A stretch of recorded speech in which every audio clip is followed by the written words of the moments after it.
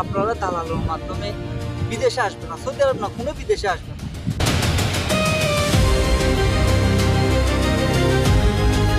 প্রিয় বাংলাদেশ, আপনারা দেখতে পাচ্ছেন এই তিনজন বাংলাদেশি মেয়ে যারা বিভিন্ন প্রতিকূল পার হয়ে আজকে রাস্তায় রাস্তায় বিভিন্ন পণ্য সামগ্রী বিক্রি করে জীবিকা নির্বাহ করছে।